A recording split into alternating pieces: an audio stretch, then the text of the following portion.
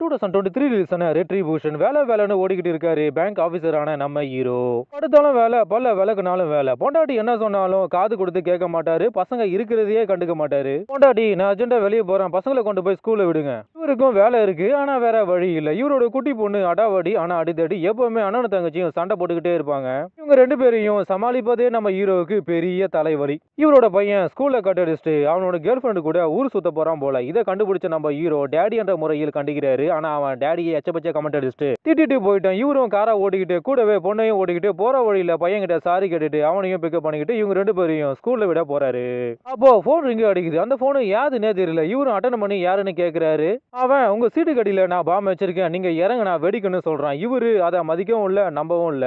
ஒரு பக்கம் காருக்கு அடியில செக் பண்ணி பார்த்து அங்க பாம் இருக்கு. அப்போதான் இவரே நம்புறாரு. இன்னொரு பக்கம் இவர் கார்ல பாம் வச்ச மாதிரி இவரோட ஃப்ரெண்டோட கார்ல பாம வச்சு அவங்கள கொலை பண்றான். இதுக்கப்புறம் நம்ம ஹீரோ பொண்ணையும் பையனையும் காப்பாத்தினாரா இல்லையா, பாம வச்சவன் யாருன்னு கண்டுபிடிச்சு அவனை அழிச்சாரா இல்லையான்னு படத்தை முடிக்கிறாங்க. ஒரு தரமான லேக் அடிக்கிற படம். தமிழ் டப்பிங் ஓகே, ஆனா வச்சவன் போன்ல பேசுறது ரொம்ப எரிச்சலா இருக்கு. Cinematography okay. ஐஎன்டிபி ரேட்டிங் 5.3, நம்ம ரேட்டிங் 5. ரெட்ரிபியூஷன் பணம் பழி வாங்கும். 1998 ரிலீஸான இன்ஸ்பெக்டர் கேட்கெட் படத்தோட கதாநாயகன் மேத்யூவுக்கு போலீஸ்மேன் ஆகணும்னு ஆசை. ஆனா வாட்ச்மேனா வேலை செஞ்சுக்கிட்டு வாழ்க்கையை ஓடிக்கிட்டு இருக்காரு. ஒரு சயின்டிஸ்ட் பம்புல சூப்பர் பவர் கொண்ட ஒரு லெக்கை கண்டுபிடிக்கிறார். அந்த லேப்ல தான் நம்ம ஹீரோ செக்யூரிட்டி ஆஃபீஸரா வேலை செய்யறாரு. இந்த மிஷனை எப்படியாவது கொள்ள அடிச்சே ஆகணும்னு ஒரு பிசினஸ் மேனு சூப்பரா பிளானா போட்டு திருடி கொண்டு போறான். டியூட்டில இருந்த நம்ம ஹீரோ போலீஸ்மேனா மாறி அவனை பிடிக்க ட்ரை பண்றான். ஆனா அவன் நம்ம ஹீரோவை அடிச்சு தூக்கி போட்டுட்டு போயிட்டான்.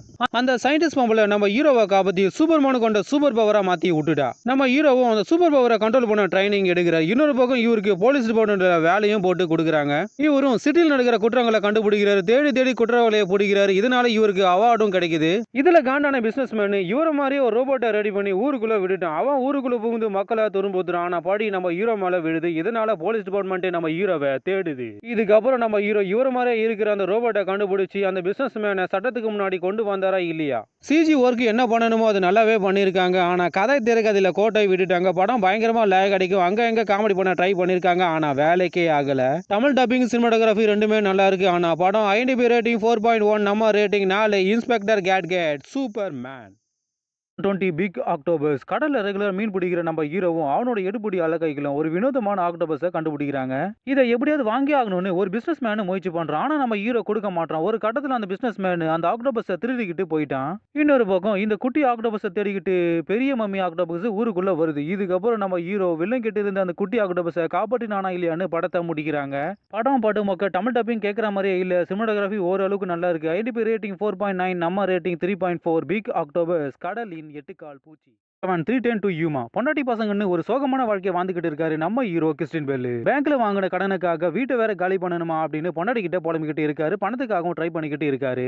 இன்னொரு பக்கம் பேங்குக்கு போற பணத்தை கொள்ளடிச்சு பல கொலைகள் பண்றான் நம்ம வில்லன் ரசல் குரோ. கொலையும் அடிப்பான், போலீஸுக்கு துப்பும் கொடுப்பான். ஒரு ஹோட்டல்ல பொண்ணு கூட அப்படி இப்படி இருக்கும்போது போலீஸ் இவனை சுத்தி வளைச்சு பிடிச்சிட்டாங்க. இவனை இங்க வச்சிருந்த இவனோட ஆளுங்க தேடிக்கிட்டு வருவாங்கன்னு இவனை எப்படியாவது யூமா நீதிமன்றத்தில் ஒப்படைக்க ட்ரை பண்றாங்க. ஆனா போலீஸ்காரனுங்க கம்மியா இருக்காங்க. உடனே நம்ம ஹீரோ கிறிஸ்டின் பெல் இவனை சேஃபா கொண்டு போய் ட்ரெயின் ஏத்தி விட்டா $200 பணம் கிடைக்கணும் களத்துல இறங்குறாரு. இதுக்கப்புறம் நம்ம ஹீரோ கிறிஸ்டின் பெல் 3:10 போற யூமா ட்ரெயின்ல இவனை ஏத்தி விட்டாரா இல்லையான்னு படத்தை முடிக்கிறாங்க.